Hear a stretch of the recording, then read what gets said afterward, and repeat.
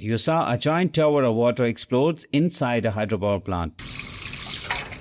Now watch it happen inside a plastic pipe. Same physics, but just smaller.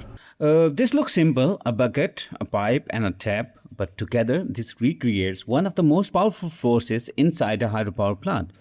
This bucket is our mini reservoir. The horizontal pipe is the headrace tunnel carrying water downhill. This valve, that's the turbine gate. And this vertical pipe, this is the star of the system, the surge shaft. Now I have added blue color so you can actually see the water move. Let's fill the reservoir.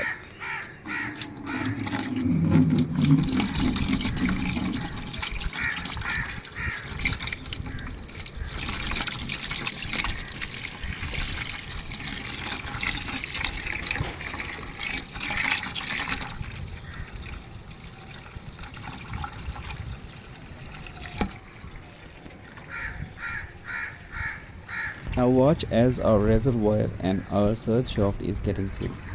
So let me tell you another thing. Hydropower reservoirs and tunnels are filled slowly initially to manage structural safety and prevent catastrophic failure. Gradual filling allows engineers to monitor the structural integrity of the dam and tunnel lining under increased hydrostatic pressure, preventing air entrapment, excessive seepage, and sudden structural failure from rapid loading. So the key reason for the slow and controlled filling process include preventing air entrapment in the tunnels. Rapid filling can trap air in the tunnel, leading to blowback, where pressurized air rushes back with explosive force through intake gates or shock. Structural integrity and settlement. Second one, the slow filling allows the dam and its foundation to adjust to the massive weight of the water. This allows for monitoring, preventing cracks or failure of the concrete in earthwork.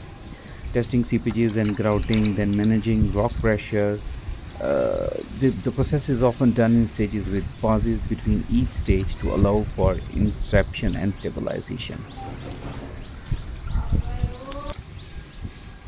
Watch closely. Right now, nothing is moving, no flow, no motion.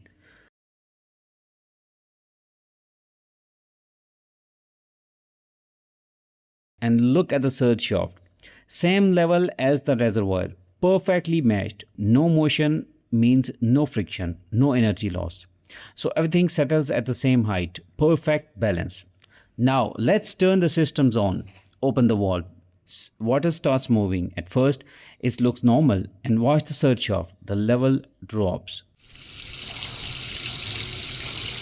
That dropping is everything because the moving water isn't free anymore. As it flows through the pipe, it rubs against the wall. Friction quietly steals energy, and less energy means less pressure. And the surge shaft reacts instantly. By lowering its level below the reservoir, this is called drawdown. The faster the flow, the deeper that level sinks. You never see this inside a real mountain, but here you can see. Now comes the dangerous part. Let's shut the plant down. First, slowly. See this? No jump, no violence, because the water had time to slow down. But real life isn't always gentle. Emergencies happen. Turbines trip instantly. So now watch this. I slam the valve shut. The flow stops, but the water doesn't. Inside this pipe, that moving mass still has momentum, but it has no way to go. So it does the only thing it can. It shoots upwards, right into the surge shaft. Look at the rise, fast, aggressive. It even overshoots the reservoir level. All that motion converted into height. But it doesn't stop there. Gravity pulls it back down. It falls, overshoot again, and rise once more back and forth, like a bouncing column of water. This is oscillation. Each bounce loses a bit of energy to friction, so the motion slowly fades until finally everything settles back to the same level as the reservoir. Perfect balance again. This entire system behaves like a spring.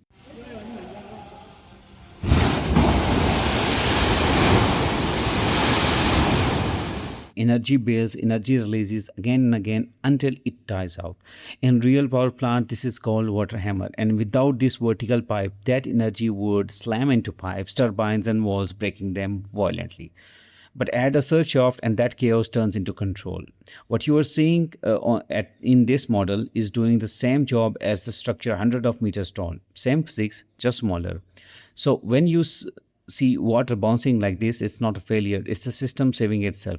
And if that escape path didn't exist, this bounce would turn into destruction, and that's where things get dangerous.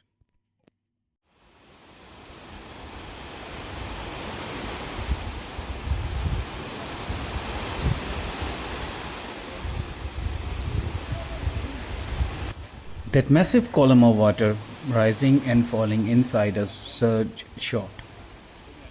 What's happening in this joint concrete tunnel is exactly what we recreated with a bucket, a pipe, and a tap. Same physics, different scale. In the real plant, water travels through tunnels that are kilometers long. In our model, it's just a short plastic pipe. But the moment the flow is stopped, both systems react the same way. In our model, when we slam the wall shut, the blue water shot up inside the vertical pipe. In the real search of that same thing happened, just slower and far more powerful. A massive column of water rises like a controlled explosion.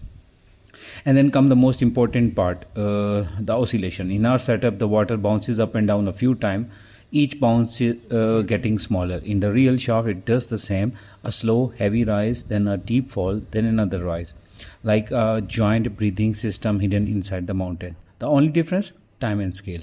Our model reacts instantly, quick jump, quickly settling. The real search shaft moves like a giant, slower, heavier, but carrying enormous energy.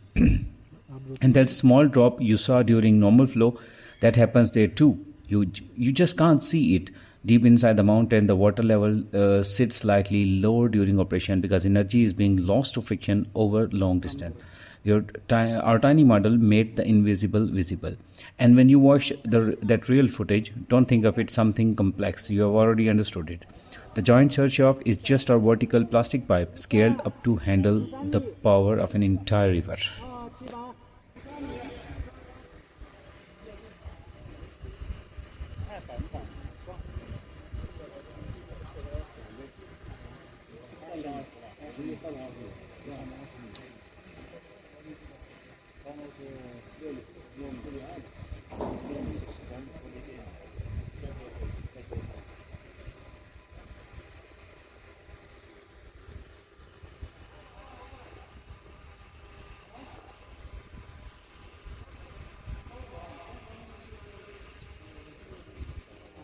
278。शिकारी बांस के पीछे गया था उसको दी नीचे।